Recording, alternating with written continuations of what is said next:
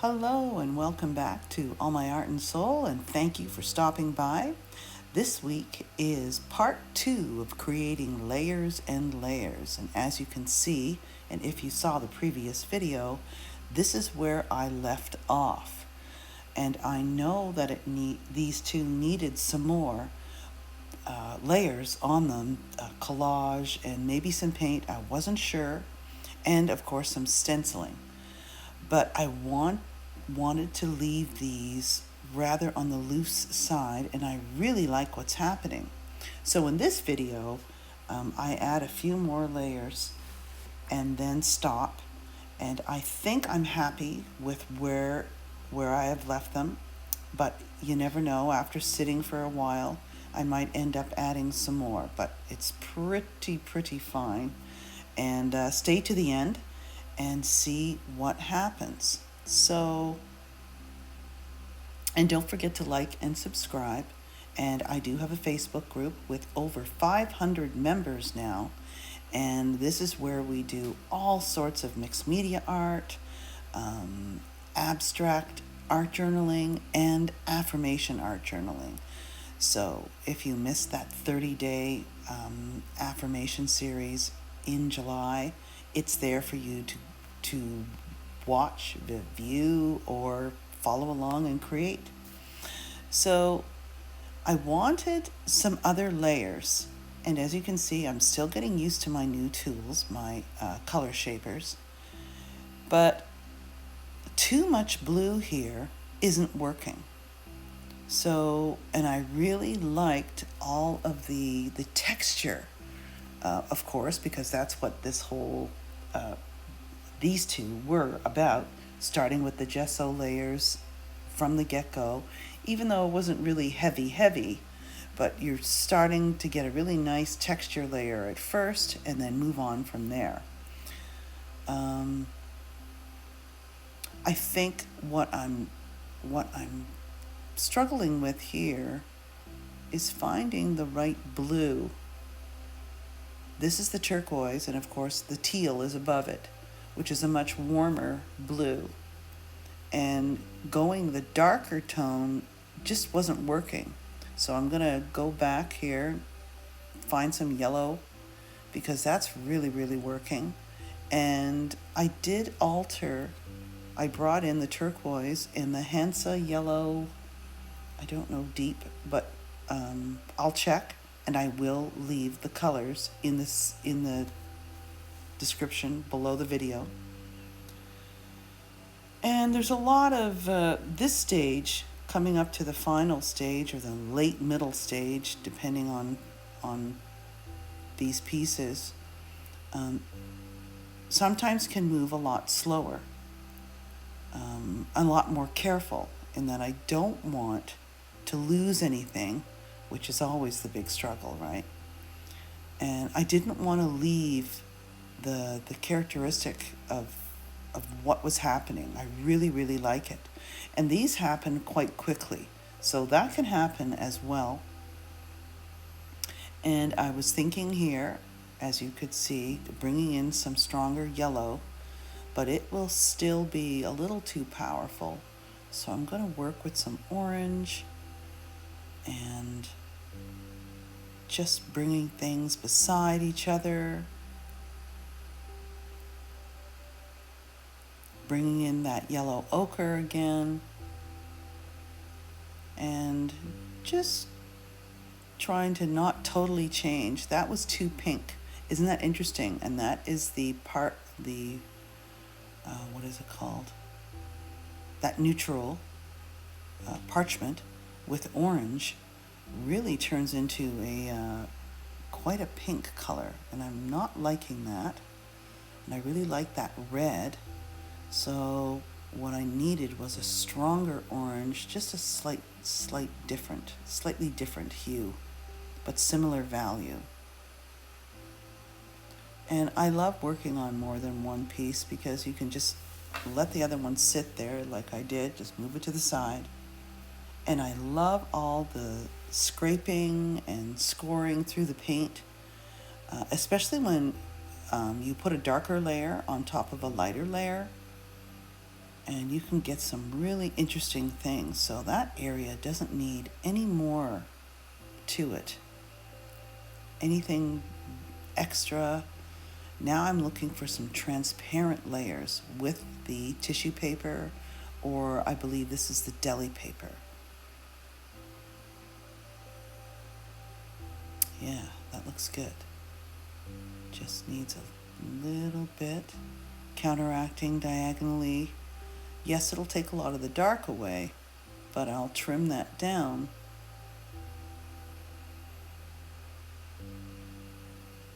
And then cover it up with the medium. And I really like putting that piece there because it sort of disappeared. It sort of melted right into that background.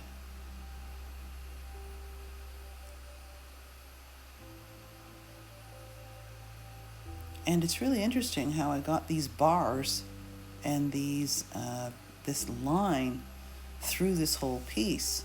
So if you want to see how I got there, I'll leave a card, the previous video, or it's the previous one before this one. And you can see how I got all of these interesting shapes, totally unplanned. And that's the fun thing about layers.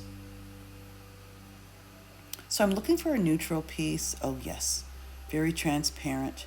This paper, I don't even know what it is. It's like it's very, I bought or found an old calendar, and this was the paper, the sort of I don't know if it's an acid-free or whatever, between all of the pages. And it's the coolest stuff. I wouldn't even know. It has a slight texture, as you can see, but it's so nice and transparent.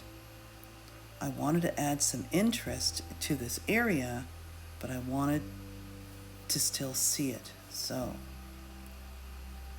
really like that. And notice the lines are matching. And let's see, what am I going to do to this?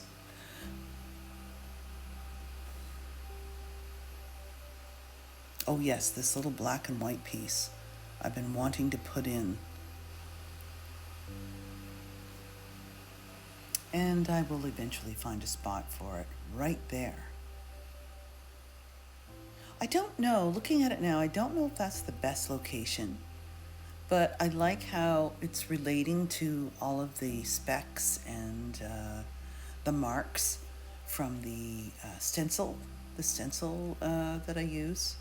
These are Stencil Girl stencils. And then I'm wanting some black and white. I love black and white in my pieces. And just finding a spot for that.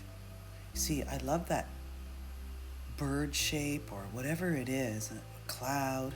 And I like how it's ambiguous. So I didn't want to change or cover that up. I wanted to leave it. And this faded old book paper, it's the loveliest yellow. I think it was an old school book or an old grammar book from my bookstore. And then you've got this beautiful turquoise. That collage paper is made from the jelly plate printer, and I'm going to make some more. The next video is going to be I've been wanting my collage papers to be a lot closer to the style of marks that I make, softer and not so obvious like it's a stencil. So I want to soften them up. So I've learned how to do that, and I've been experimenting and finding a place for this orange piece is interesting. But back to the collage. So I think there'll be more unity if I add some more of this collage paper that looks more handcrafted with my marks on it. So you'll have the marks from the collage and the paint, and so it'll look really interesting. So adding some more of this orange, some pop. There's really, I come to the conclusion that there's really not much more that I really want to do to this. So that's really interesting.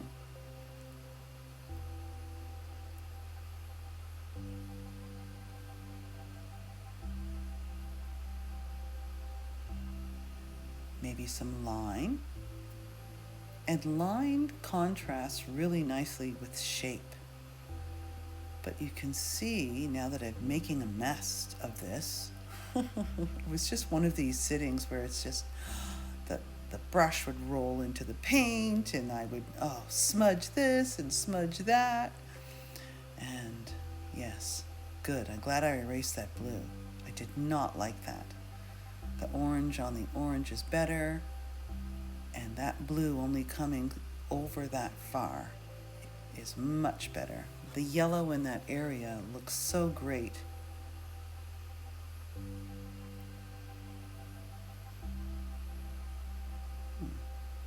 Interesting. Bringing some lighter shades, lifting it up, and adding a little subtle difference in that area. And you get to a point where you can just keep adding little bits that really aren't necessary. And that's one thing that you have to say to yourself, is that necessary? And that's it. I can add a little texture to the bottom. Now I'm going to look at this piece one more time. So as you can see, the bottom right hand side of it, the sun is coming in, and I finally realize it and close my blind so it diffuses the light. But I'm right by the window, south-facing window, so it's pretty cool. It's nice and bright to work by, but it can cause an issue when you're recording. So this turquoise piece looks really great. I just need to find the right spot. Where will it be? That's nice up there. Yep.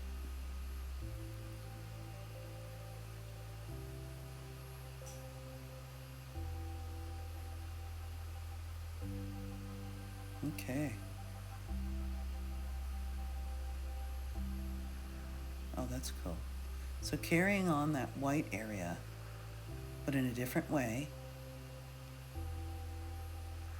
That's cool.